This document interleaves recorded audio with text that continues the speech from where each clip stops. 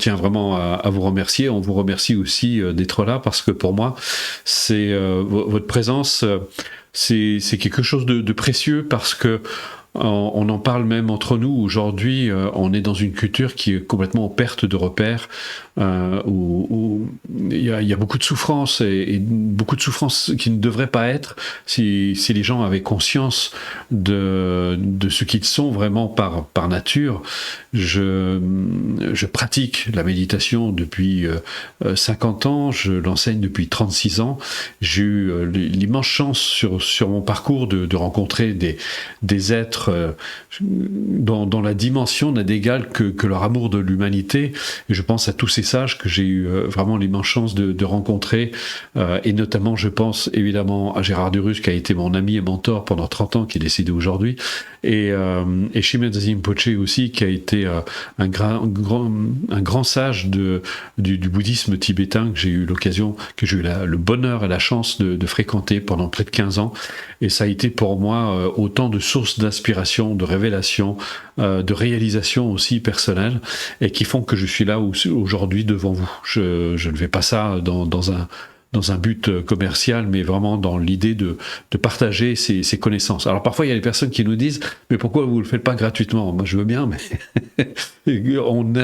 on a toute une structure qui est très exigeante. Lorsqu'on loue, par exemple, une maison pour organiser les stages, ça coûte excessivement cher. On commande les denrées alimentaires, etc. Là, c'est pareil.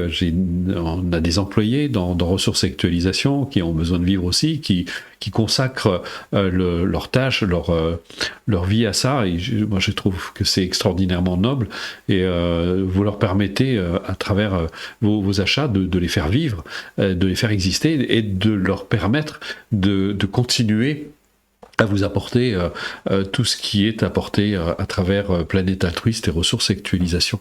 Donc voilà pour la petite présentation sur nos activités. Pour moi, c'est un vrai bonheur parce que j'ai commencé pendant 20 ans en cabinet. J'ai exercé en cabinet pendant 20 ans. Au départ, je ne souhaitais pas transmettre. C'était pas mon objectif, mais une personne a fait que elle voulait absolument que j'aide une de ses amies et que j'ai accompagné. Je lui ai transmis les connaissances que j'avais dans le domaine, et ça a tellement transformé sa vie. Comme c'est quelqu'un qui avait un gros réseau, eh bien, elle m'a envoyé du monde, et je me suis retrouvé malgré moi avec un cabinet, et c'est comme ça que l'aventure a commencé il y a 36 ans. Voilà. Et puis après, France 3 m'a accordé sa confiance. J'ai été consultant à France 3 pendant toute une année. J'ai été aussi, j'ai formé énormément de personnel soignant pour les hôpitaux, notamment de la région de Strasbourg pendant ces 20 ans où j'ai exercé en cabinet.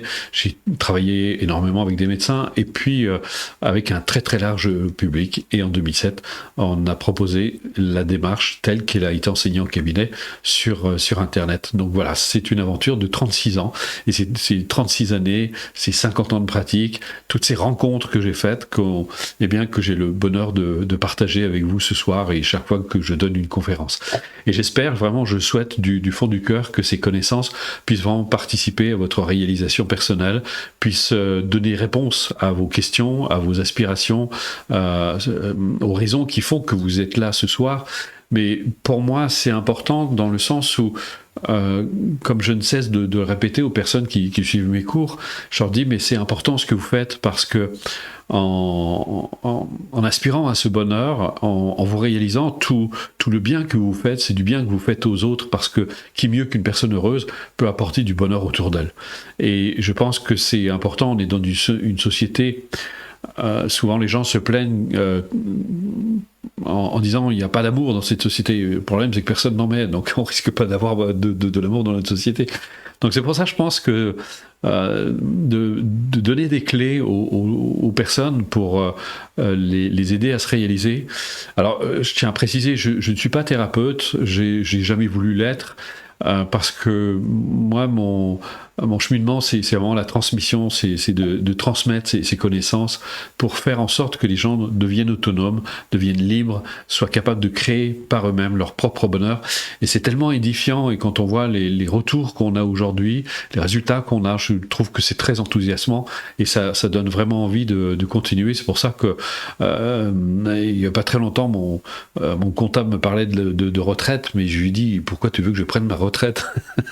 Je lui dis, je trouve ça tellement extraordinaire quand on est heureux de faire ce qu'on fait, on n'a aucune raison de partir à la retraite. Donc je lui dis non, je vais continuer, tant que Dieu me prête vie, bien je vais continuer à transmettre ces connaissances, parce que je vois que ça fait tellement de bien aux gens. Voilà, j'y vois.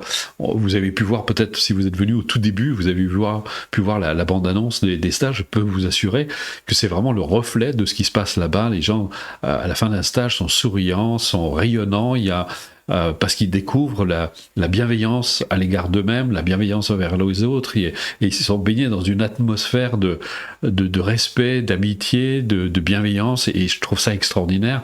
Et quand on donne ça aux gens, ça change la vie. Il y a même des personnes qui nous disaient, mais j'arrivais même pas à croire que ça puisse exister, qu'il y ait tant d'amour entre les personnes, parce que les gens redécouvrent la fraternité, et je trouve que c'est vraiment fantastique. Et ça participe, puisque c'est sujet de ce soir, la confiance en soi, l'estime de soi, ça participe tout à fait à ça, de retrouver le chemin du respect, d'abord le respect envers soi-même, parce que cette démarche, c'est la première chose, comme disait Pema Chaudron, la méditation, c'est entrer en amitié avec soi-même.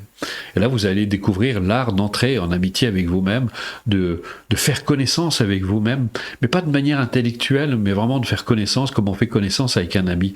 Et comment est-ce qu'on fait connaissance avec un ami? C'est en passant du temps avec, petit à petit, on s'apprécie, surtout si on crée pas trop d'histoire, qu'on est là dans un esprit d'ouverture, d'accueil, eh bien c'est important, et on voit à quel point toutes nos relations finalement sont teintées par le rapport qu'on a avec nous-mêmes. Si on s'aime pas beaucoup, si on a du mal avec soi-même, si on a tendance à l'autocritique ou l'auto-jugement, eh bien on va voir que ça se reflète chez les autres.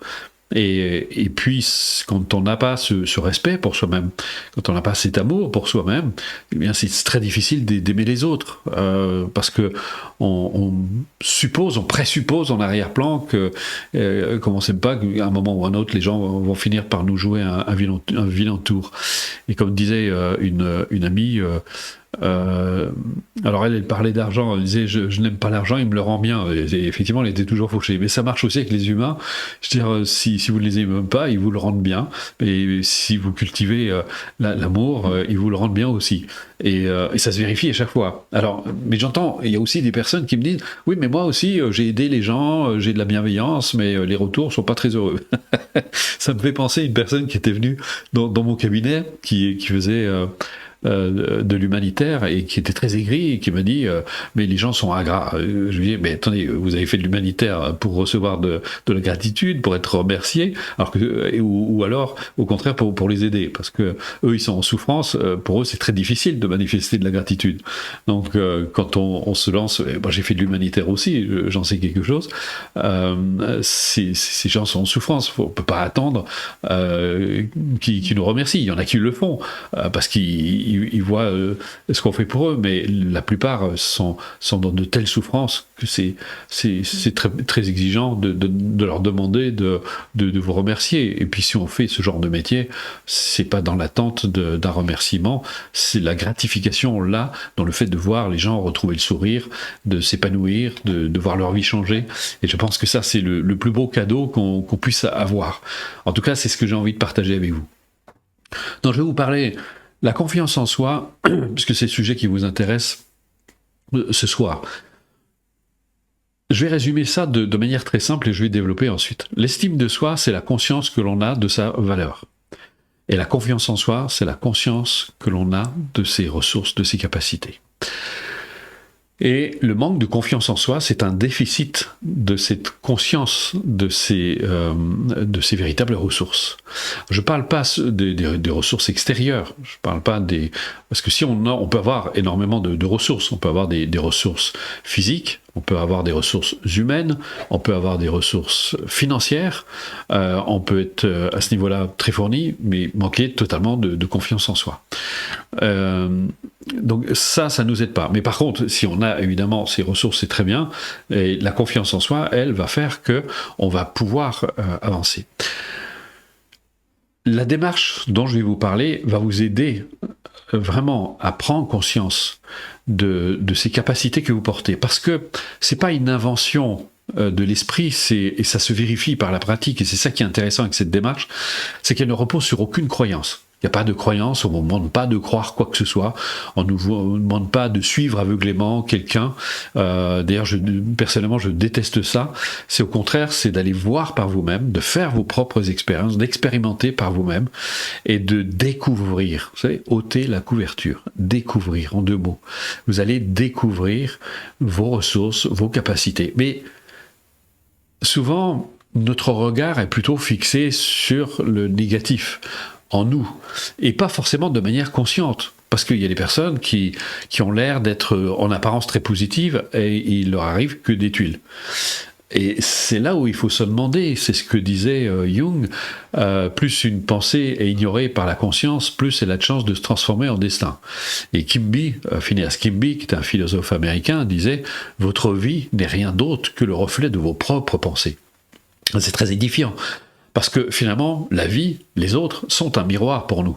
Ils sont le miroir de ce que nous portons en nous. Alors on va se dire, mais attendez, j'ai vécu des choses absolument atroces, c'est pas possible que je porte ça en moi. Je vais me permettre de parler un petit peu de moi. Pas parce que j'aime parler de moi, c'est pas le sujet que je préfère, parce que c'est pas très important, c'est plutôt vous qui êtes important. Mais c'est juste à titre d'exemple, c'est pour ça que j'ai écrit un livre qui s'appelle « Quand la vague réalise quel est l'océan », parce que je voulais partager mon expérience, et je voulais montrer qu'à partir même d'un parcours chaotique, voire difficile, même parfois cruel, eh bien, on peut se libérer et retrouver une très forte confiance en soi. Je suis né dans une famille pauvre, une famille en grande souffrance. Ma mère était polonaise, elle a subi des choses vraiment abominables, puisque, pour donner un exemple, elle a perdu son père alors qu'elle était dans ses bras, elle avait 6 ans, son père a été tué par les Allemands, il s'est écroulé avec sa fille dans ses bras, et elle a gardé ce traumatisme toute sa vie. Elle a vu son grand-oncle tué au lance-flammes sous ses yeux, donc ça a été autant de traumatisme qu'elle a amené évidemment dans la famille. Donc, vous imaginez le contexte, un contexte d'angoisse, de peur, de souffrance, etc. Et c'est ce qui m'a amené, très jeune, à me poser des questions, à me dire, mais la vie, ça peut pas être ça, c'est pas possible. Il y a une caméra cachée quelque part, où on nous fait une mauvaise farce, et je voulais comprendre. Et c'est ce qui m'a vraiment poussé vers cette quête de sens. Et c'est ce qui m'a fait dire un jour à un de mes oncles qui me demandait, j'étais en train de dessiner, j'avais 13 ans, qui me dit « Qu'est-ce que tu veux faire plus tard ?» Et je lui ai répondu « Je veux être heureux ». Et il m'a dit « Mais c'est pas un métier ça ». Je lui ai dit « Mais qu'est-ce que ça peut me faire d'avoir un métier si je suis pas heureux ?» Je lui ai dit « Papa, maman, ils ont un métier, ils sont pas heureux, les profs à l'école, ils ont un métier, ils sont pas heureux ». Et donc pour moi c'était vraiment fondamental. Il fallait que je comprenne quel était le sens de tout ça, parce qu'on meurt, entre notre naissance et notre mort, pour beaucoup de personnes, c'est pas franchement la joie, et on peut même dire, c'était Dr Bach qui disait, lui parlait des couples, mais on peut dire la même chose, des êtres humains en général, c'est que à peine 5% des couples, il disait, sont heureux, et en plus, il disait, le chiffre est très optimiste. Mais la vie de couple est un peu le reflet de notre état d'esprit. Aujourd'hui, on est des grands consommateurs de tranquillisants, de somnifères, on est en burn-out, en dépression, c'est assez impressionnant. Les niveaux de stress n'ont jamais été aussi élevés. J'ai lu il n'y a pas très longtemps, en France, on est le premier pays, qui a le plus de cancers au monde. Et ça a été transmis de manière officielle, donc c'est pas, j'invente rien. Et c'est pareil, le taux de suicide chez les jeunes a doublé, c'est effrayant. Donc il y a une société qui est en souffrance. Alors heureusement, il y a des gens heureux, mais ça se voit de moins en moins quand même, il faut être honnête. Donc moi, ça m'a interpellé, et donc je me suis dit, mais Comment est-ce qu'on fait pour être heureux? Est-ce que c'est possible? Est-ce qu'on peut vraiment être heureux? Est-ce qu'on peut être bien dans sa peau? Est-ce qu'on peut être, malgré... je me suis même, à l'occasion, j'ai même été SDF, enfin, j'ai vécu des choses que je ne souhaiterais pas à mon pire ennemi. Bon, je ne vais pas vous raconter toute mon histoire, c'est juste pour vous dire que aujourd'hui, je suis un être comblé, accompli, je suis vraiment très heureux, j'ai une vie vraiment très heureuse, mais tout ça, ça a été le fruit d'une longue quête personnelle, et j'ai eu la chance sur mon parcours, si tant est que la chance existe, parce que ça faisait partie de mes aspirations, j'ai eu vraiment le privilège de rencontrer tous ces êtres dont je vous ai parlé au début de cette conférence, notamment Shimazu Rinpoche, Gérard de Rus, puis beaucoup d'autres, des sages indiens, tibétains, enfin que j'ai rencontrés, qui étaient des êtres vraiment délicieux, exquis, avec qui j'ai passé beaucoup de temps, qui m'ont beaucoup appris sur moi-même, sur la vie, sur le sens de la vie, et tout ça pour vous dire que, quel que soit votre parcours, quelles que soient les difficultés que vous rencontrez, le changement est possible. Il y a un changement qui est possible. Et c'est possible pour la simple raison, c'est qu'on a une vision extrêmement figée de la réalité. Nous, on croit que les choses ont une réalité solide, immuable. En réalité, quand on commence à méditer là-dessus, on se rend compte que c'est c'est une illusion. C'est comme un nuage. Vous voyez un nuage, il apparaît, mais le nuage, ce n'est qu'un concept. Le nuage, en fait, il apparaît, il disparaît, il se transforme, il change, et il change à la faveur des différentes causes et conditions qui ont présidé à sa manifestation. Eh bien, il en est ainsi pour tous les phénomènes. Pour tout ce que vous vivez ici aujourd'hui, votre vie, c'est le résultat d'un grand nombre de causes et de conditions auxquelles vous avez participé indirectement ou indirectement, et c'est le fruit d'un grand nombre d'influences, directes, indirectes, etc. N'allez pas chercher chez vos parents, ça n'a rien à voir. Vos parents, ils ont vécu la même chose, ils ont subi la même chose, ils n'ont fait que transmettre ce qu'ils ont reçu à leur manière, à leur façon de faire, etc. Parce que souvent, on accuse les parents, mes parents ne m'ont pas aimé, etc. Mais ça, c'est... c'est un piège, parce que ça veut dire on est en train de se figer dans un état en se disant parce que mes parents ne m'ont pas aimé, ou plutôt ils semblaient ne pas m'aimer. Évidemment, je ne parle pas des cas extrêmes de maltraitance, mais mes parents ne m'ont pas aimé, alors je subis ça, je ne peux rien faire. Et ça, c'est faux. Une de mes amies était venue dans un cours que je donnais à Strasbourg, qui m'a dit, elle m'avait posé justement cette question, mais quand tes parents ne t'ont pas aimé, comment est-ce qu'on fait? Et bien, je lui ai dit, on apprend à aimer. Parce que si tes parents t'ont pas appris à t'aimer, c'est parce qu'ils ne pouvaient pas, parce qu'ils ne s'aimaient pas eux-mêmes. Donc maintenant, à toi de faire cet effort, d'apprendre à t'aimer, et de te respecter, d'avoir de la bienveillance, de l'amour pour toi-même, et ça va se répercuter dans ta vie et dans tes actes. Et c'est très lié, l'amour de soi est très lié aussi à la confiance en soi, parce que confiance en soi aussi est liée à conscience de soi, de ce que nous sommes par nature. Parce que, encore une fois, je le répète, nous avons des potentiels innés, des potentiels qui sont inhérentes à notre véritable nature. Et ça, on va le détailler. Donc, la première chose, c'est de faire connaissance avec soi. Mais sans le jugement, sans l'interprétation, sans l'analyse. On n'est pas là pour juger, pour se juger. On est là pour se découvrir, comme j'ai dit tout à l'heure, en 2 mots, ôter la couverture. Et ça se fait progressivement, sans violence, sans heurts, sans contrainte.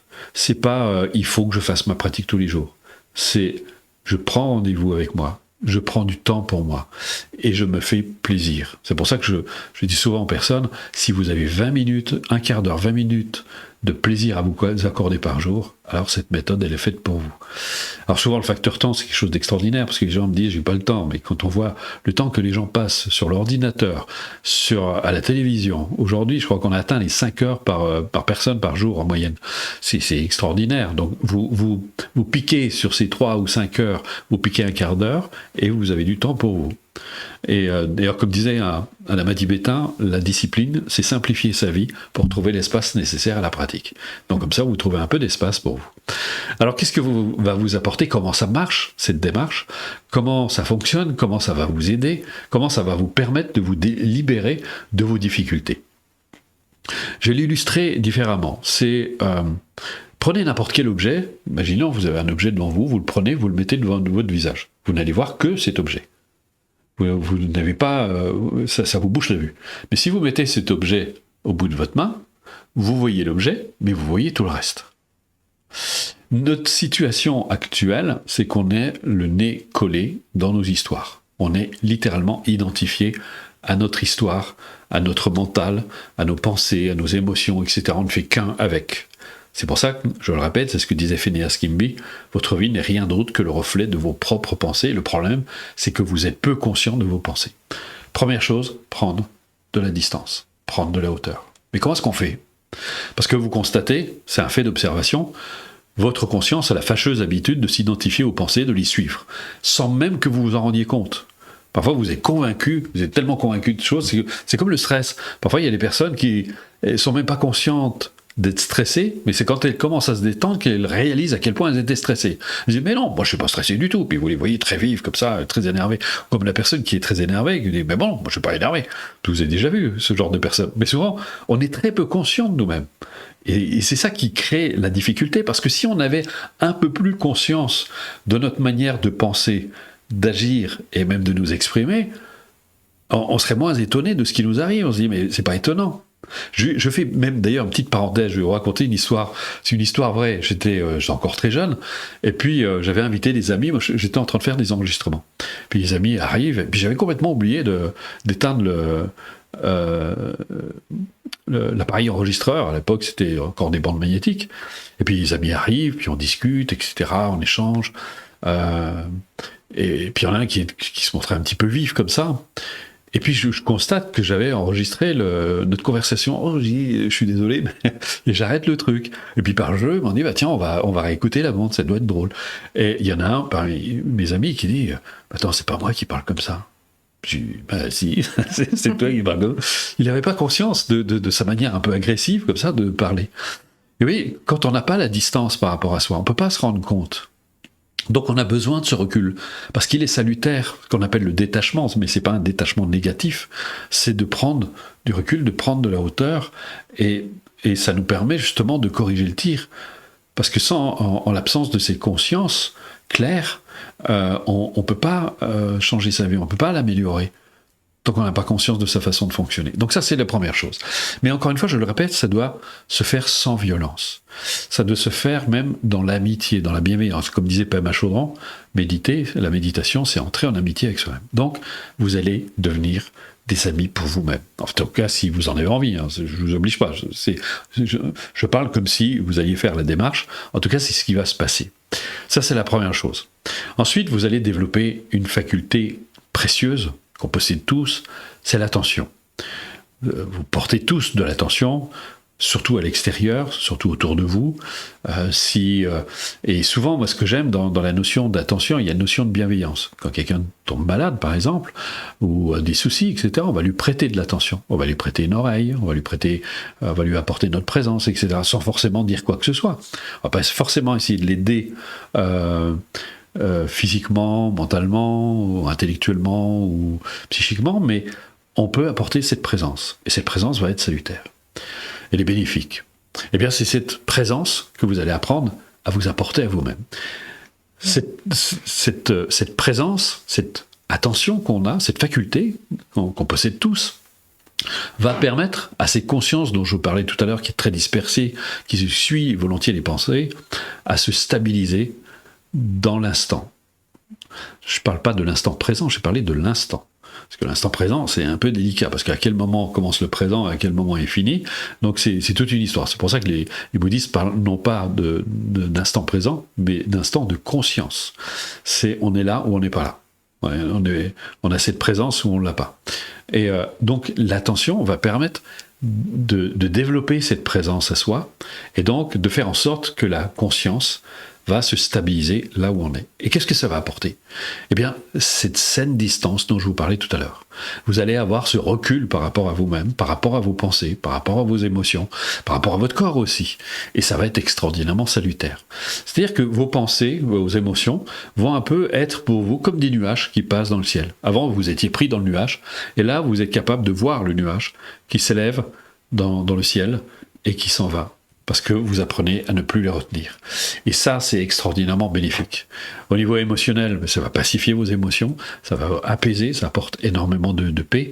Et puis on sait maintenant, parce qu'il y a suffisamment de publications scientifiques aujourd'hui qui ont été réalisées, on sait qu'au bout de 3 semaines de pratique de ce genre de pratique, il y a une augmentation des anticorps de près de 30%. Il y a le corps, le métabolisme se ralentit, il se met en phase de repos profond et réparateur. Il y a une vasodilatation périphérique qui se produit, les échanges se font donc beaucoup mieux. Enfin bon, bref, il y a toute une chaîne de réactions extraordinairement positives qui se produisent au niveau de l'organisme. Et si vous aviez un électroencéphalographe sur la tête, on verrait que les ondes cérébrales se ralentissent on va de ondes bêta à des ondes alpha, qui sont des ondes qui sont extrêmement bénéfiques aussi pour la santé, pour la santé psychique. Donc voilà, tout ça c'est un programme, ça c'est le premier programme, le premier niveau, c'est sur 7 semaines. Vous allez découvrir cette capacité à stabiliser votre conscience, à acquérir plus de recul, plus de hauteur par vous-même, à pacifier votre esprit, à pacifier votre mental et à retrouver cette paix et cette bienveillance à l'égard de vous-même. Vous allez vraiment développer cette amitié envers vous, mais je dirais même, pratiquement, la démarche, c'est essentiellement, vous allez vous réconcilier avec vous-même. Et ça fait un bien fou. Vous allez même découvrir que la conscience a cette capacité extraordinaire, parce qu'il y a un exercice qui s'appelle l'expansion du champ de conscience, et on vous montre comment vous pouvez élargir votre champ de conscience à la fois dans le temps et dans l'espace. Et ça permet de relativiser les événements, de prendre énormément de hauteur. C'est vraiment un exercice vraiment très très bénéfique. Ça, c'est une première chose. C'est ce que certains appellent la pleine conscience, mais pour moi, ça pose problème, la pleine conscience, parce que, et c'est pour ça qu'elle est très décriée aujourd'hui, parce que c'est qu'une toute petite partie de la méditation. La méditation, en réalité, c'est un entraînement de l'esprit. Et pratiquer seulement la pleine conscience, c'est largement insuffisant, parce qu'à un moment ou à un autre, vous allez être confronté à des manifestations mentales qui vont s'opposer finalement à cette sérénité que vous êtes en train de découvrir. Et c'est pour ça que quand on est avec des sages, ils le disent tous, la méditation, c'est un entraînement de l'esprit. C'est pas une technique, c'est un entraînement de l'esprit dans lequel vous avez un grand nombre de pratiques qui vont vous aider. Parce que, et c'est là on touche au deuxième volet, comme disait Shimazi Rinpoché, ce sage dont je vous parlais tout à l'heure, l'être humain, c'est comme une voiture à 2 moteurs. Il y a un moteur qui pousse en avant, ce sont vos aspirations, votre aspiration au bonheur évidemment, votre aspiration à réussir votre vie. Je ne parle pas forcément de réussite professionnelle, même si ça peut l'accompagner, mais c'est aussi surtout d'aspirer à une vie accomplie, heureuse, et le moteur qui tire en arrière, eh bien, ce sont vos obstacles personnels, les peurs, qui ne sont pas toujours conscientes, la culpabilité, surtout qui est très présente en Occident, les vues fausses, etc. Tous ces facteurs mentaux indésirables qui vous retiennent finalement par la manche. Et vous êtes dans cette dualité, d'un côté vous voulez avancer et vous vous sentez tiraillé. Eh bien on va voir comment on peut d'une part donner de la puissance à cette aspiration pour avancer de manière allègre, et quel que soit votre âge, quel que soit votre niveau d'instruction, quel que soit votre statut, tout le monde peut acquérir ces connaissances. Et puis, on va vous montrer, à travers cette démarche aussi, comment vous libérer de vos obstacles personnels, justement, vous défaire de ces facteurs mentaux indésirables. Et vous allez voir, c'est tout un ensemble de ce qu'on pourrait appeler des moyens habiles pour arriver à se défaire de ces freins. Comme disait mon ami Shimazi Rinpoché, il disait que les obstacles ne sont pas à l'extérieur, ils sont en nous. Et quand vous vous défaites les obstacles extérieurs ne traduisent que nos propres obstacles personnels. Donc une fois que vous avez conscience de ça, eh bien on va mettre en application. Je vais vous citer un exemple d'exercice que vous allez trouver dedans. C'est un exercice que j'aime beaucoup, c'est le tout premier exercice de ce niveau 2, c'est le sourire intérieur. C'est un très bel exercice qui fait appel à la noblesse des sentiments, mais qui va surtout vous aider à prendre de la distance de manière plus précise encore par rapport à vos émotions.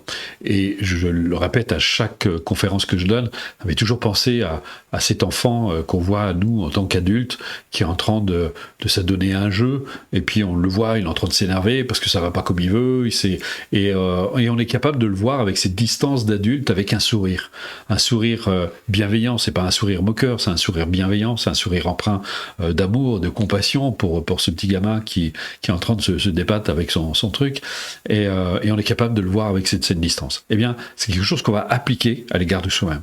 Parce que souvent, on se fait du tort pour rien, parce qu'on a eu un geste malheureux, on a eu un mot malheureux, on a eu un geste très maladroit, on n'a pas été très, très approprié dans notre comportement, et on va peut-être se détester, ou on s'est laissé emporter par nos émotions.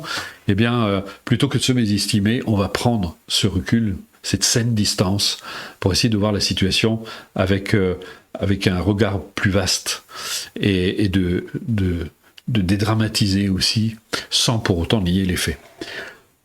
C'est ce qui nous amène au deuxième volet, qui est vraiment fondamental et qui a trait à notre culture, parce qu'elle en est tellement empreinte, c'est la culpabilité. C'est quelque chose qui est gravé dans notre inconscient collectif. Ça fait des millénaires qu'on se trimballe cette satanée culpabilité. Vous savez qu'en tibétain, le mot culpabilité ne se traduit pas, parce qu'ils ne savent pas ce que c'est. Ils savent que c'est de regretter, d'avoir du regret, parce qu'on a fait du tort à quelqu'un, etc., que c'est pas très approprié. Mais se ronger de remords, se faire du mal à soi-même, c'est quelque chose qui leur est étranger. Et la culpabilité, c'est un véritable poison, c'est un fléau dont il faut absolument pouvoir se débarrasser, parce que c'est générateur d'angoisse, d'anxiété, même de troubles parfois importants sur le plan psychique comme sur le plan physique. C'est aussi ça nous rend autodestructeurs, voire ou destructeurs, perfectionnistes, et ça ne participe à aucun bonheur. Et contrairement à ce que parfois certaines personnes me disent, mais se libérer de la culpabilité, est-ce que ce n'est pas se déresponsabiliser? Je crois que c'est tout l'inverse. La culpabilité est tout l'opposé d'un sens de responsabilité. Parce que quand on se sent coupable, on a honte de ce que l'on a fait, et on a beaucoup plus de mal à reconnaître les faits, à reconnaître qu'on n'a pas eu un comportement très heureux, et alors que quand on est libre de culpabilité, on est plus à l'aise pour reconnaître que notre comportement n'a pas été très heureux, que c'était pas notre façon de nous comporter n'était pas très juste ni très appropriée. Et c'est là que ça fait vraiment toute la différence. Donc tout au long de ce deuxième niveau, vous allez voir plein de pratiques comme ça, comme l'acceptation de soi, qui va vous aider à mettre un peu plus en lumière vos ressources, vos capacités, mais aussi à poser un regard très différent sur votre négativité. Ça va être très libérateur. Il y a les exercices pour vous aider à réaliser vos objectifs. Il y a toutes les pratiques de visualisation, d'imagerie mentale, de suggestion, qui sont des pratiques très puissantes quand on sait les utiliser. Il y a une façon habile de les utiliser. Tout ça vous est montré. La motivation aussi, c'est un point qui est fondamental, parce que, d'ailleurs c'est intéressant, motivation, c'est la même racine que le mot moteur, c'est le moteur de nos actions. C'est pas la volonté le moteur de nos actions, c'est la motivation. La motivation, c'est le moteur, ce sont les voiles qui vous poussent en avant. La volonté, c'est le gouvernail qui donne la direction, c'est tout. Mais quand vous avez un moteur puissant, eh bien vous pouvez avancer allègrement. Mais comment on fait pour renforcer sa motivation ? Eh bien là, il y a une pratique qui a été complètement consacrée à ça, et beaucoup de gens, il n'y a pas très longtemps, une personne qui nous a écrit pour nous dire, elle venait de faire l'exercice sur la motivation, elle s'est esclaffée en disant « Waouh, mais c'est... » Enfin, elle a été bluffée par l'exercice, comment ça l'a réveillée d'un seul coup, et de se dire « Mais voilà, on va arrêter de s'interdire d'être heureux. » Et puis, la confiance en soi, justement, puisque c'est le thème de ce soir, il y a tout un cours consacré à la confiance en soi, puisque la confiance en soi, c'est le pilier de la réussite d'une vie. On ne peut pas réussir sa vie sans une saine, profonde et solide confiance en soi, parce que on va douter de sa capacité à mener à bien ses projets, on va douter de soi dans sa relation, dans sa capacité à créer une relation épanouissante et heureuse. Enfin bon, bref, elle est indispensable pour avoir une vie vraiment épanouissante, accomplie et heureuse.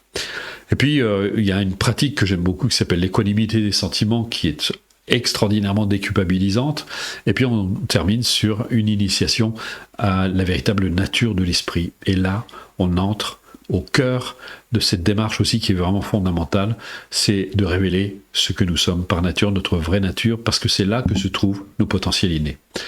Alors pour vous aider à essayer de comprendre ce qu'on y fait, eh bien c'est d'imaginer que, je reprends l'exemple des nuages qui passent dans le ciel, eh bien par nature, vous êtes le bleu du ciel. C'est une analogie, hein. J'ai pas dit que vous étiez le bleu du ciel.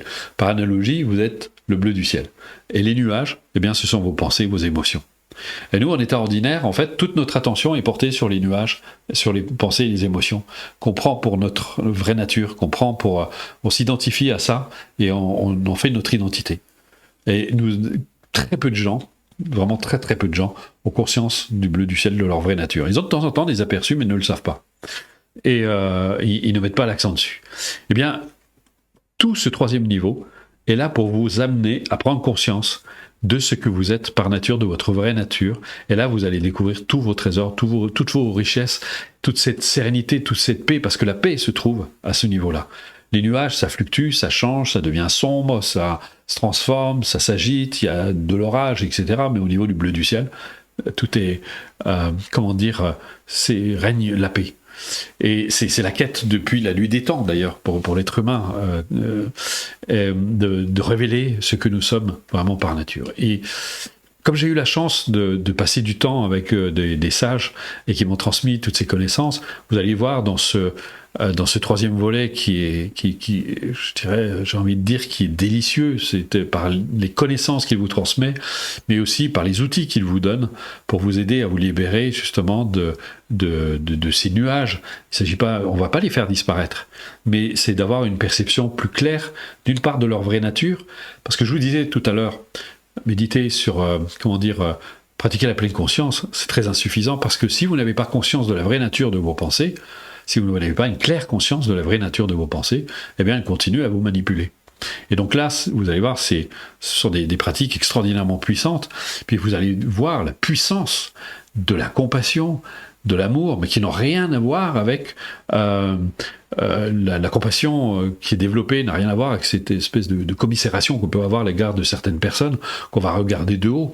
Ça n'a rien à voir, ça apporte de l'audace, ça apporte de l'ouverture, ça apporte de la joie aussi, et c'est tout l'inverse de ce que l'on voit dans le Larousse qui dit compassion, ça veut dire souffrir avec. Et là, croyez-moi, ça n'a rien à voir, au contraire, ça vous apporte de la joie. L'amour, c'est pareil, rien à voir avec l'attachement. Comme disait Dalai Lama, je ne connais rien de plus à l'opposé de l'amour que le romantisme, parce que dans le romantisme, on n'aime pas l'autre, on aime l'idée qu'on se fait de l'autre. Et puis l'attachement qui s'ensuit, parce qu'on s'approprie les personnes, mais on ne peut pas les aimer quand on se les approprie, parce que on se dit, voilà, c'est ma femme, c'est mon mari, c'est mes enfants, mais on n'a plus la distance salutaire qui va nous permettre de les voir pour ce qu'ils sont et de les aimer pour ce qu'ils sont. Et ça change vraiment tout. Maintenant, il y a des pratiques très directes qui vont aussi, dans ce troisième volet, vous amener à prendre conscience de ce que vous êtes vraiment par nature. Je vais même vous donner une preuve que vous n'êtes pas vos pensées.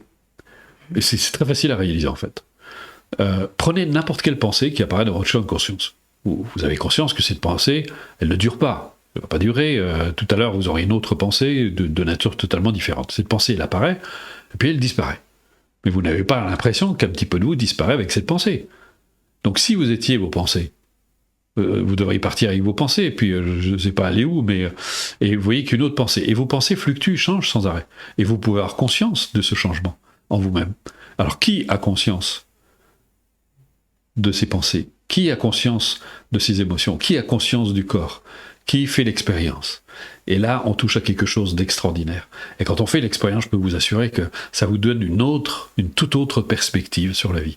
Et là, il y a une vraie confiance en soi, mais qui est liée à la conscience de ce que nous sommes. Et ça, j'ai envie de vous dire, c'est tout simplement merveilleux. Et là, je vous parle en connaissance de cause et par expérience. Donc voilà. Je vais m'arrêter là, et je vais vous laisser me poser des questions, et je vais y répondre si je peux y répondre. Annabella, bonsoir. Quels sont les moyens de se donner de l'estime lorsqu'on n'en a jamais reçu de ses parents? Je viens, si vous êtes là depuis le début de la conférence, si vous ne l'étiez pas, je vous invite à écouter le replay, on va vous l'envoyer par mail.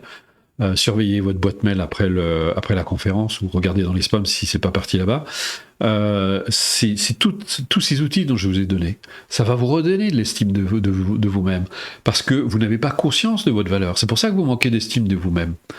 Et les personnes qui vous entourent, qui ne vous aident pas, parce qu'ils n'en ont pas plus que vous. C'est pour ça que je le disais au début de cette conférence, ça sert à rien d'en vouloir à vos tuteurs, aux gens que vous avez rencontrés, etc. S'ils ne vous ont pas aidé à avoir plus d'estime d'eux-mêmes, c'est parce que eux n'en avaient pas. Donc ils vous ont communiqué, malgré eux, leur mauvaise estime d'eux-mêmes. Donc maintenant, à vous de prendre votre vie en main et de vous donner les moyens d'accroître cette conscience de votre valeur. Et là, vous aurez une meilleure estime de vous-même. Mm-hmm. Alors, Eric, je suis addict à mon portable. Cela peut-il avoir un rapport avec la confiance en soi? Ah bah oui, forcément, parce que vous vous réfugiez dans quelque chose, parce que vous avez peur de vous ouvrir au monde. Le monde vous attend, les gens vous attendent. Ah, vous me direz, c'est vrai que quand on voit le désastre dans lequel on se trouve, la sinistrose aujourd'hui, on n'a peut-être pas très envie d'aller vers les autres, mais je crois que si vous avez certainement autre chose à faire de votre vie que de la passer sur votre portable. Vous savez, moi j'ai commencé très tard à aller sur les ordinateurs, j'ai commencé en 2007. Tout le monde parlait d'aller surfer sur Internet, etc. Je savais même pas ce que ça voulait dire surfer sur Internet. Moi j'étais encore... et je trouvais ça extraordinaire. Mais ce qui m'a effrayé, c'est que quand j'ai commencé à me mettre sur les ordinateurs, sur l'ordinateur et le portable, je me suis rendu compte à quel point c'était chronophage. J'ai l'impression qu'il s'était passé 10 minutes alors que ça faisait des heures. Mais je me suis dit, mais attends, je suis en train de bouffer ma vie, là, c'est pas possible, j'ai une vie à vivre. Et c'est catastrophique.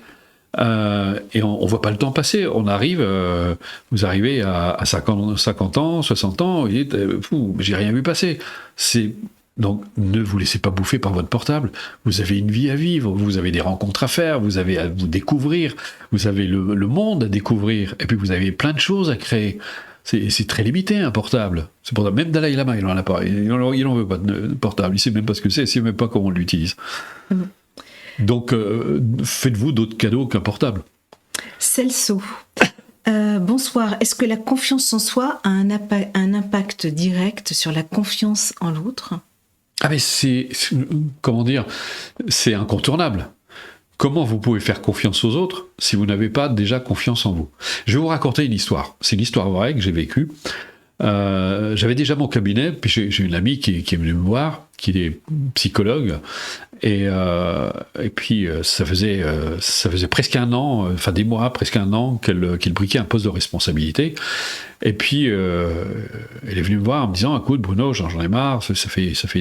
Elle était encore dans le couloir et puis elle avait déjà commencé à faire son truc. Elle me dit, ça fait des mois que je brique un poste de responsabilité et mes supérieurs hiérarchiques ne me font pas confiance. Ils veulent pas m'accorder ce poste. Je lui dis, c'est normal. Et puis bon, elle a été un peu contrariée par ma réponse. Je lui ai dit, attends, comment ça, tu es avec eux? Mais je lui ai dit, mais non, tu comprends pas. Mais tu as tellement peu confiance en toi, c'est comme si tu te baladais avec un poteau, un panneau sur lequel c'est écrit, surtout ne me faites pas confiance, parce que moi, je ne me fais pas confiance. En fait, tu es en train de leur donner le change. Tu leur dis, ne me faites pas confiance, sans le savoir. Parce que toi, tu ne te fais pas confiance. Pourquoi ils te feraient confiance? Puisque toi-même, tu es la première personne, la personne la plus proche de toi-même, à ne pas t'accorder cette confiance. Donc comment tu veux que les autres te fassent confiance? Et là, j'ai vu ses yeux se sont illuminés, et s'est remise à la pratique, parce qu'elle avait un peu laissé tomber, et s'est remise à la pratique, elle a pratiqué, et 3 mois après, elle m'appelle, Bono, j'ai mon poste de responsabilité. Ben, je lui dis, voilà, tu vois. Eh bien, et ça marche dans le sens inverse. Dire, comment faire confiance aux autres si vous doutez de vous? Parce que vous vous dites... les autres, ils vont finir par me faire un sale coup, etc. On est toujours dans la méfiance, ou enfin, bon, bref, et on n'est pas détendu. Alors que quand vous avez confiance en vous, même si l'autre, il vous fait un sale coup, qu'est-ce que ça peut faire? C'est son problème. Mais vous avez cette capacité à vous remettre debout, à vous reconstruire, et c'est ça la confiance en soi. C'est que vous avez conscience de vos potentiels de résilience aussi. Katia, comment ne pas se sentir coupable, ne pas se culpabiliser pour un oui ou pour un non? C'est vrai que je pense que c'est en lien au moment où tu as parlé de la culpabilité. Bah oui, mais c'est pour ça que alors ça se fait pas, je vais le dire très familièrement, la culpabilité c'est une saloperie. c'est un truc, donc vraiment, il faut se défaire de ce truc. Et comme je l'ai dit, c'est ancré depuis des millénaires. Ça demande du temps pour s'en défaire. Ça prend du temps. Mais si on ne fait rien, ça ne va pas disparaître tout seul. Donc il y a un moment, il faut se dire, bon non, ça suffit, il y en a marre de cette culpabilité, je vais faire quelque chose. Alors déjà, le simple fait de commencer avec la pratique, déjà c'est très déculpabilisant. Parce que ça veut dire que, comme j'arrête pas de dire aux personnes qui ont du mal à s'offrir un quart d'heure de plaisir par jour, je leur dis, mais là, vous vous prenez enfin en considération. Vous vous occupez de vous. C'est très sain, ça n'a rien à voir avec la préoccupation, se préoccuper de soi. Qu'est-ce que les autres vont penser de moi, etc. Ça, c'est se préoccuper. Et finalement, c'est très égocentré. Parce qu'on est préoccupé par l'image qu'on donne de nous autres. Quand on s'occupe de soi, on devient altruiste envers soi-même. Et là, ça apporte déjà, ça enlève déjà de la culpabilité. Donc moi, vraiment, je vous invite, je ne peux pas vous obliger, mais je vous invite vraiment à faire cette démarche, parce que ça va vous être extraordinairement salutaire. Post-tech. Comment savoir dire non sans avoir peur d'être moins aimé?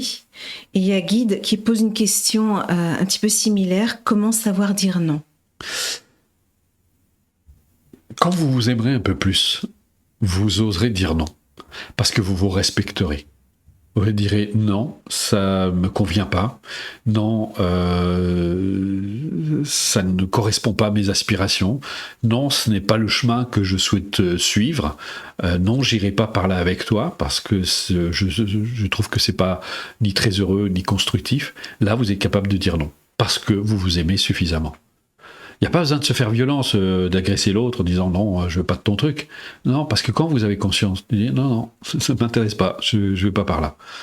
C'est régulièrement, je prends un exemple tout bête, mais régulièrement, moi je suis bombardé par il y a des commerciaux qui m'appellent. C'est extraordinaire. Ça dure pas très longtemps, mais tout en restant courtois. On dit écoutez, ça m'intéresse pas. Je vais vous laisser tranquille, vous allez perdre votre temps et moi j'ai pas envie de perdre le mien. Et puis on leur dit très très gentiment au revoir. Et c'est pareil, quand une personne vous demande quelque chose qui vous convient pas, ben voilà, non, c'est ça va. Et il y a l'autre aspect aussi. Plus vous avez conscience de ce que vous voulez, ça aussi c'est très important. L'autre peut plus vous manipuler, il peut plus vous emporter dans ces trucs, parce que c'est clair pour vous. Vous êtes bien assis dans ce que vous voulez, et ça c'est important. Et ça, la démarche peut vous aider. Alors, Orlander, bonsoir, j'ai beaucoup donné de ma personne en accueil en maison de retraite, mais l'épuisement émotionnel est fréquent. Comment me protéger et retrouver la joie de soi, la joie en soi? Oui, mais vous n'avez pas pris soin de vous. Vous avez pris soin des autres sans vous respecter. Et ça, eh bien, là, effectivement, c'est... et je vois malheureusement beaucoup de gens, que ce soit dans le domaine de la thérapie, que ce soit dans le domaine du coaching, que ce soit des gens qui sont épuisés, qui ont donné. Pour aider les autres, il faut avoir une bonne assise. Il faut être bienveillant d'abord à l'égard de soi-même. Parce que vous ne pouvez pas donner aux autres ce que vous ne vous accordez pas à vous-même. Et plus vous allez vous donner à vous-même cette bienveillance, ce respect pour vous-même, plus ce que vous allez donner, en fait, se fera sans effort, sans vous épuiser. Vous n'avez pas besoin de vous protéger des autres. On se protège parce qu'il y a de la peur. Il y a la peur qu'on nous prenne, qu'on nous bouffe, etc. Alors que si vous avez conscience de votre valeur, si vous avez conscience de ce que vous êtes, l'autre ne peut plus rien il vous prend pas, en fait. Il peut pas. Ça n'aurait pas de sens. Et plus vous avez conscience de vous, et c'est pour ça que c'est important de commencer vraiment par le respect envers soi-même. Je vois trop souvent vraiment des gens, que ce soit dans l'humanitaire, etc., qui viennent me voir, et je leur dis, mais d'abord, vous. C'est charité bien ordonnée commence par soi-même. Bon, les égoïstes sont récupérés aussi le truc, mais c'est important. C'est comme la mère qui est harassée, épuisée de fatigue et qui se sent encore obligée de s'occuper de son enfant qui pourrait jouer autrement. c'est parce qu'il y a un sens du devoir qui est pas bon, qui est pas sain. Ça, c'est pas de l'amour. C'est vous êtes en train de vous sacrifier et en plus vous donnez une mauvaise information à votre enfant parce que vous êtes en train de lui dire, même si tu es fatigué, tu dois quand même aider l'autre. Tu dois être quand même là pour l'autre. Ah non, quand vous êtes fatigué, vous vous reposez. Et l'enfant, lui, va apprendre à se respecter justement. Si vous lui dites, maman est fatiguée, papa est fatigué, je vais prendre un peu de temps pour moi, puis après je m'occupe de toi. Eh bien, l'enfant, il va faire la même chose après. Il va se dire, voilà, je me respecte. Et ça, c'est important. Ce sont des informations précieuses que vous donnez à vos enfants. Alors, Anne-Marie, comment peut-on avoir de l'estime en soi quand on a le syndrome de l'imposteur et beaucoup de culpabilité derrière ? Il faut vous débarrasser de ce syndrome de l'imposteur et là, c'est d'entreprendre une démarche. Je pense que je vous ai décrit tous les outils qui peuvent vous aider. Je peux pas vous convaincre de le faire. Et puis ce serait pas bon si c'est pas la meilleure façon de faire. À la fin d'ailleurs, ne partez pas tout de suite, mais à la fin on va vous proposer d'essayer la démarche. Vous verrez si ça vous convient ou si ça vous convient pas, ne vous sentez pas obligé de la faire. Moi je suis pas là pour vous vendre un truc si vous en voulez pas. Pour moi ça va, ça ira très bien. Mais c'est surtout pour vous.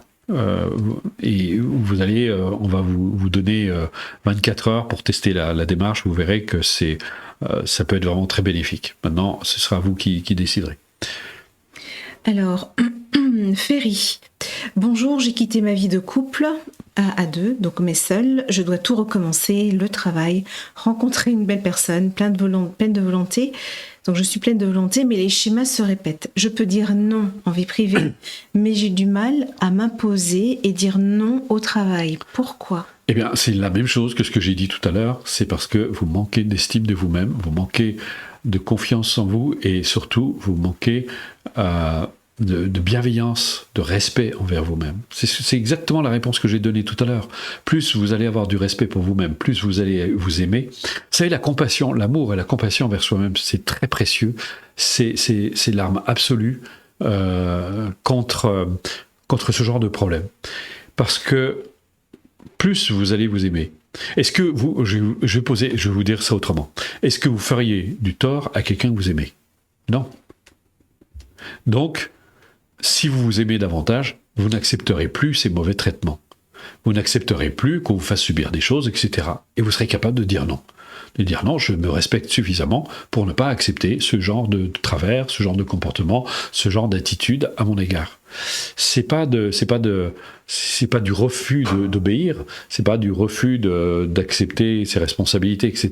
Ça n'a rien à voir, c'est je me respecte suffisamment pour accepter ce que je peux accepter, pour faire ce que je peux faire, mais pas au-delà. Il y a un moment, c'est pas une question de limite, mais c'est, comme je disais tout à l'heure, c'est la mère qui est fatiguée, qui est plus en mesure d'apporter quelque chose de positif à son enfant, et par respect aussi bien pour son enfant que pour elle, elle va lui dire « je vais d'abord me reposer, et ensuite je m'occupe de toi ». Et là, on est dans un rapport sain, donc vous devez apprendre à vous respecter. Les dernières questions ? Oui, donc Malika, je ne sais pas me vendre, est-ce un manque de confiance ? Alors je peux vous assurer, moi non plus, je ne sais pas du tout me vendre parce que je ne suis pas un produit, je ne suis pas sur le marché, donc je ne cherche pas à me vendre, c'est au contraire, c'est plus vous aurez conscience de votre valeur, en fait c'est vous qui vous ferez désirer. Parce que vous vous aimerez suffisamment, vous aurez suffisamment d'estime de vous-même, eh bien, vous viendrez proposer vos services. Vous savez, j'ai accompagné pas mal de personnes quand j'étais en cabinet, que ce soit, je faisais des préparations aux examens, mais des préparations à l'entretien d'embauche. Et je disais toujours aux personnes, quand vous allez à un entretien d'embauche, votre patron a besoin de vous. N'inversez pas les rôles. Il a besoin de vos compétences, il a besoin de quelqu'un pour l'aider dans son entreprise, etc. Et il faut que vous ayez conscience, vous avez quelque chose à apporter. Donc vous n'avez pas à vous vendre, vous avez juste à dire ce que vous êtes, ce dont vous êtes capable, et plus vous en avez conscience, ça se fait tout seul.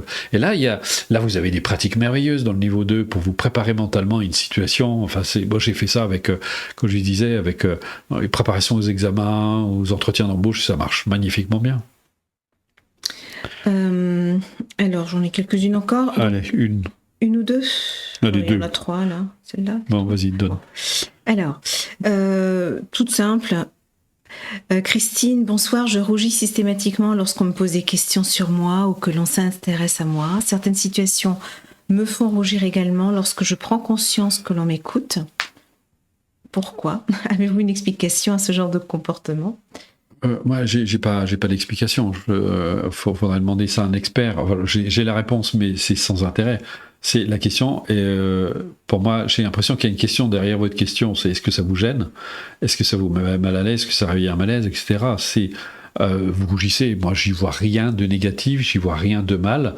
Peut-être que vous appliquez un auto-jugement et que vous dites bon, c'est pas bien de rougir ou je sais pas quoi, ou vous êtes gêné de rougir. D'abord, apprenez à être à l'aise avec ça.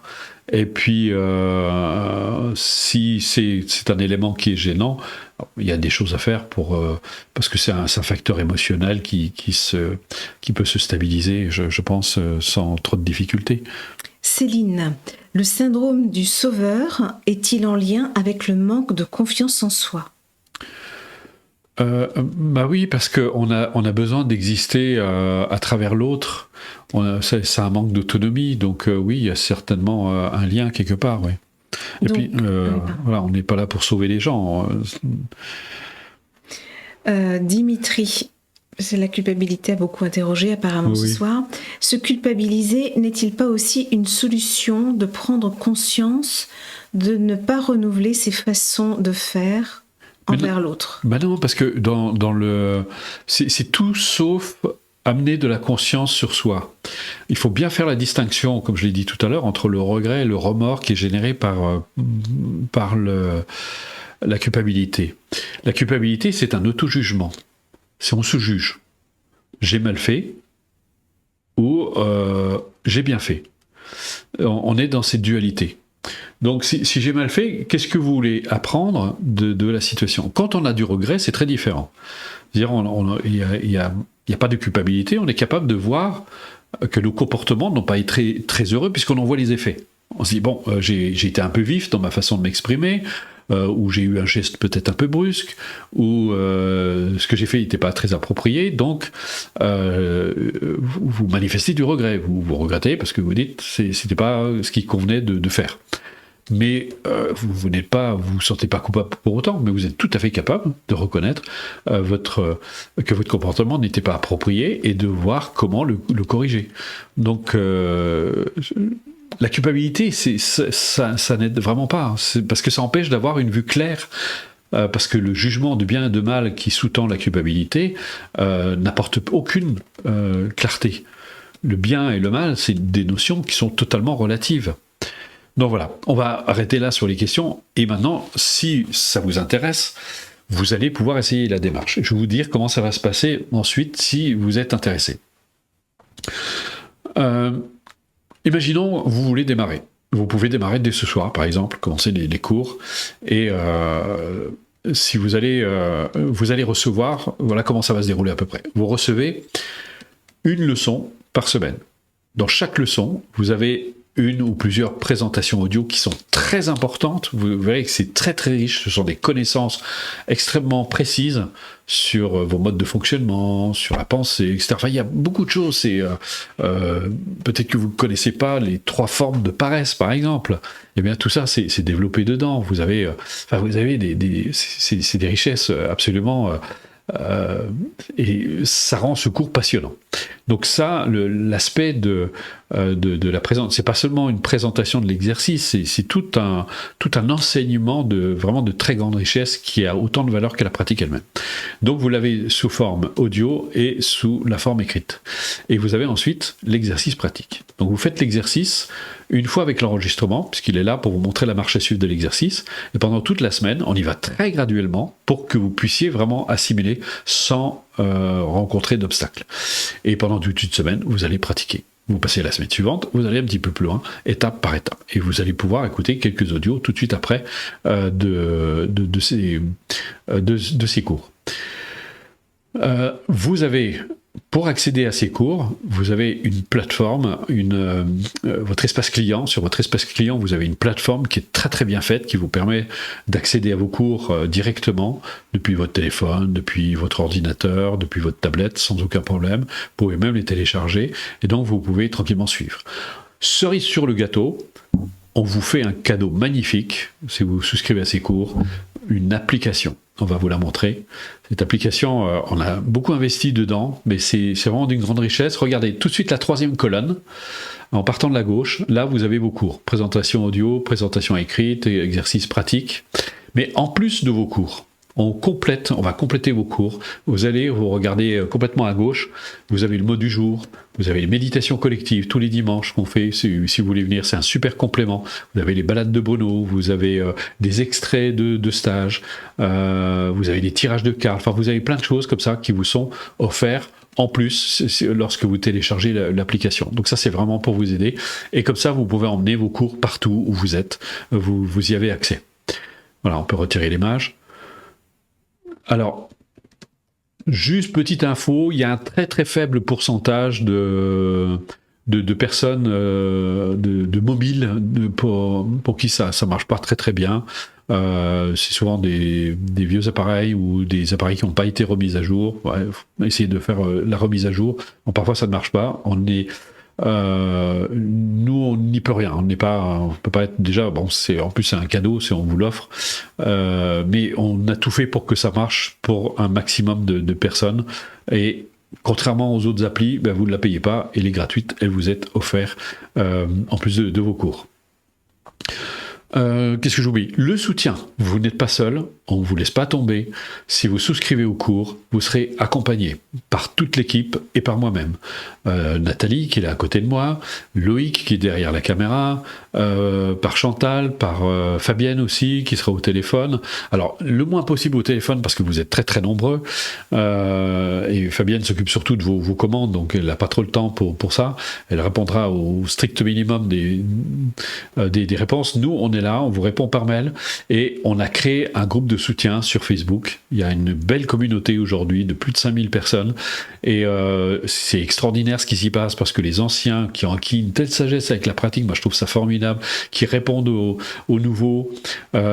Toute l'équipe intervient, Nathalie intervient, Loïc intervient, moi j'interviens, je crée des posts sur ce groupe, j'interviens par vidéo interposée, on répond à vos questions, donc vous n'êtes jamais seul. Jusqu'au bout. Et l'autre avantage, puisque je vais parler des tarifs, c'est qu'une fois que vous avez souscrit à cette démarche, vous ne la payez plus. Contrairement à si vous allez en cabinet, vous prenez des séances, si vous en voulez plus tard, vous voulez repasser de nouvelles séances, eh bien vous repayez. Là, vous ne payez qu'une seule fois les cours et c'est à vie. Et vous bénéficierez toujours du même accompagnement. On sera toujours là pour répondre à vos questions. On n'a jamais dérogé à cette règle. Donc voilà. Alors, vous vous demandez combien ça coûte. Vous connaissez les tarifs si vous êtes allé au cabinet, c'est entre 40, 150, parfois 200 euros selon les coachs. C'est vrai que c'est pas accessible à tout le monde. C'est pour ça que nous, on a créé ce système pour faire en sorte que vous puissiez avoir des cours pour pratiquement toutes les bourses. Parce que si vous deviez faire même une séance, 10 séances à 40 euros la séance, ça vous fait 400 balles. C'est quand même pas donné. Alors que là, vous avez... le premier cycle fait 7 cours, le deuxième 12 et le troisième 12. Vous avez 9 mois de formation. C'est énorme pour 11,30 € la leçon. C'est simplement donné. Donc ça fait un total de 349 €. Alors je rebondis tout de suite parce qu'il y a des personnes qui me disent « Mais 9 mois de formation, c'est énorme !» En fait non, si vous allez voir, parce que presque tout le monde nous dit, quand ils arrivent au bout des 9 mois, ils me disent « Mais c'est déjà fini, mais c'était tellement riche, c'était tellement passionnant, allez hop, j'y retourne et je recommence. » Les gens y recommencent, parce qu'ils trouvent ça tellement enrichissant, ça les aide dans le quotidien, dans leur vie privée, dans leur vie professionnelle, dans leur vie affective, dans leur vie sociale. Même Loïc me disait il n'y a pas très longtemps, je me reconnais plus, je suis un autre homme. Et des témoignages comme ça, on en a à l'appel, et je trouve que c'est fantastique. Donc vous ne vous ennuyez jamais, c'est pas du temps perdu, c'est vraiment quelque chose qui va vraiment vous aider au quotidien. Donc voilà ce qu'on vous offre. on vous propose d'essayer pendant 24 heures, vous allez essayer la démarche. Si vous commandez dans les 24 heures, vous avez la démarche sera à 11,29 € la leçon, donc 349, et que vous pouvez payer en plusieurs fois, bien sûr. C'est jusqu'à 4 fois ou j'ai des bêtises? 3 fois, 3-4 fois, voilà. Aussi, oui. Qu'est-ce que je voulais dire? Oui, vous allez recevoir ça en plus. Regardez.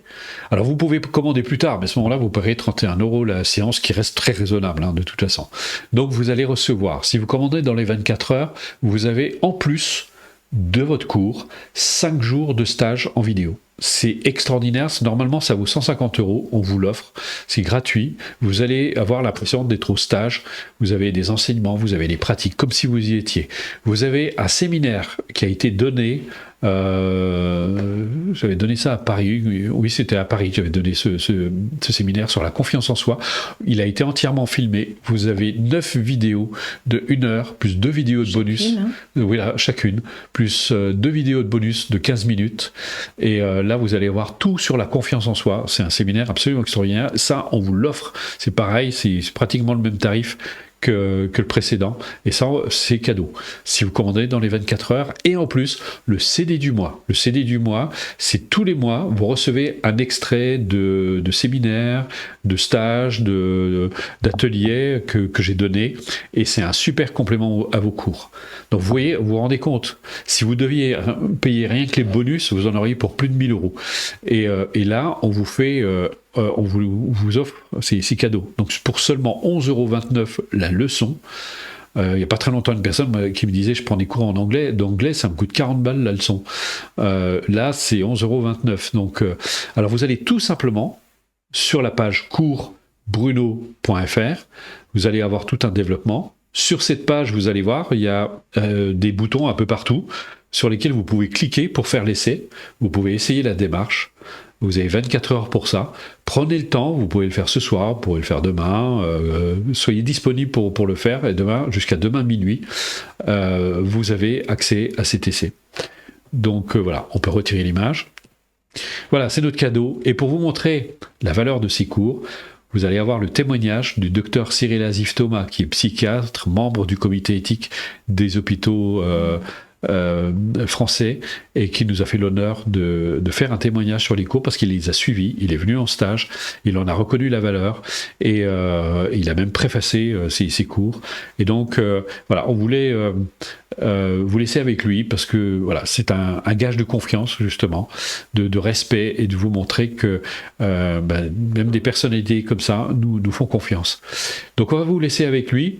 Et on espère vraiment avoir le bonheur de vous voir ou dans un stage, ou dans un cours, ou les deux, ce sera encore mieux, et que vous allez enfin vous faire du bien, que vous allez vous faire des cadeaux, parce que aux personnes qu'on aime, on leur fait des cadeaux. Et bien, si vous vous aimez un peu plus, eh bien, vous allez vous faire de beaux cadeaux dans votre existence. Et moi, je suis sûr que d'ici quelques mois, même quelques années, eh bien, vous viendrez me dire, mais ma vie a changé. Maintenant, je me fais des cadeaux. Avant, je ne faisais que de me flageller, de me mettre des coups de pied aux fesses, de me faire du tort, de me laisser maltraiter. Eh bien, ça, c'est fini. Maintenant, je suis une nouvelle personne. Enfin, non, vous n'êtes pas une nouvelle personne. Vous êtes une personne aimante envers vous-même, et donc vous pouvez l'être envers les autres. Voilà, je vous remercie d'être venu ce soir, vraiment du fond du cœur, et moi je me dis que tout ce bonheur que vous allez vous accorder, eh bien c'est ce que vous allez répandre autour de vous. Voilà, je vous souhaite le meilleur. Merci. Et à très bientôt, j'espère. Au revoir.